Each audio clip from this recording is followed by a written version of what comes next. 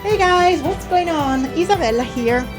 In this video I'm gonna take you around the beautiful island of San Miguel in the Azores, and I will share the 10 most useful tips about renting a car and driving in the Azores.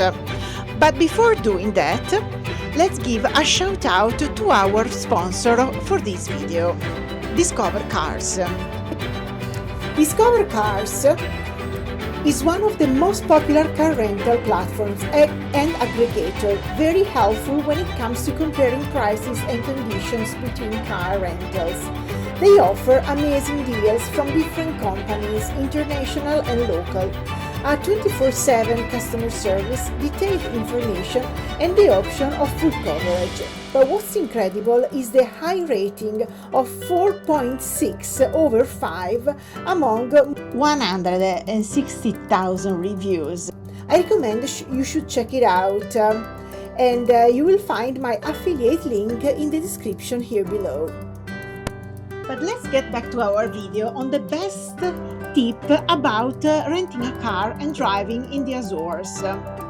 I would recommend you should stay until the end of the video because you will see amazing footage of aerial views over the island. I'm sure you will love it.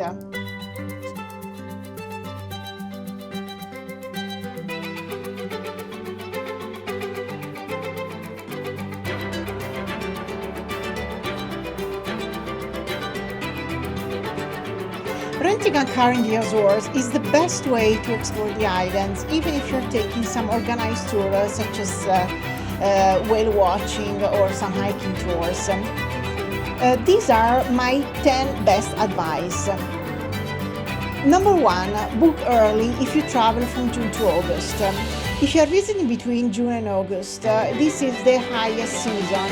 So you should book your rental car well in advance in order to avoid unavailability during the season. Most of all, if you want a cheap car, those are the first to go. So make sure you book by March or April. If about this, and this is tip number 2.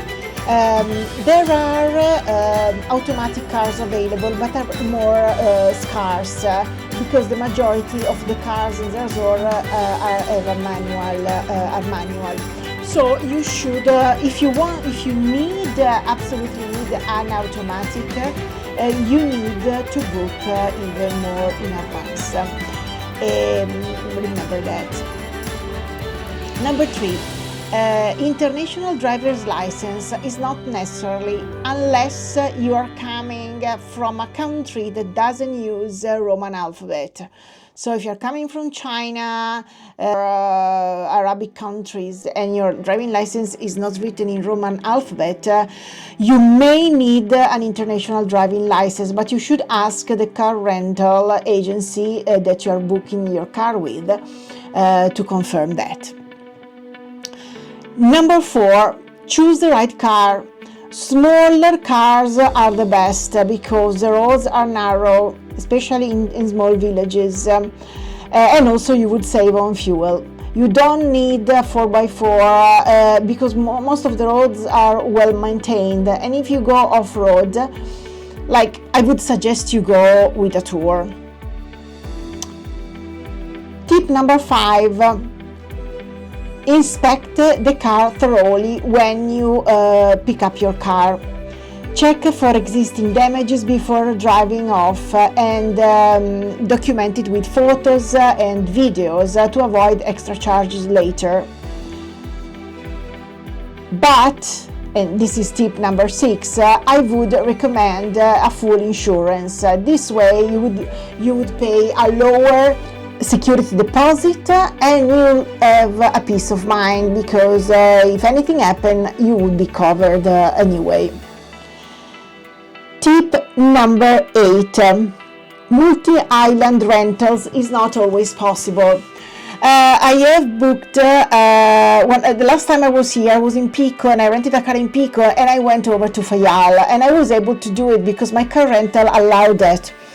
But I found out when I booked this year that some car rental don't allow it. So make sure you ask if you want to bring your car over to the other island. But keep in mind that even if you're allowed, you need to bring it back to the original island.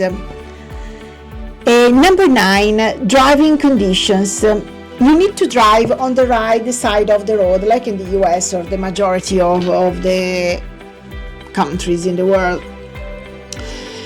But you need to be cautious on narrow and unpaved roads. There are a lot of cracks and potholes.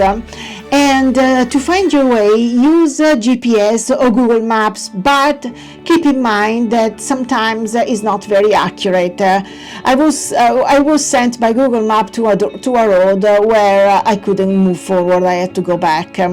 Or sometimes they make you choose a road when you can use a much nicer alternative. So use Google Maps, but take it with a grain of salt. Also ensure that you refuel often, because stations may not be always close by. Last week I risked to remain without fuel because I forgot to fill up my tank. And tip number 10, and most important, drive slow, because the roads are very narrow and winding, and most of the time you will find cows crossing the streets, or people walking, or car parked by the sideway. So make sure you drive slow and you stay focused on the roads. Don't get distracted. So yes, these are my driving tips of driving in the Azores. I hope I haven't missed anything. If I did, please let me know in the comment below, and I will be happy to reply. Or also, if you have any questions, or if you want to say hi and connect, please do that in the comment below. I'll be happy to catch up. Thank you so much for watching. I hope you enjoyed this video, and see you next time. Bye.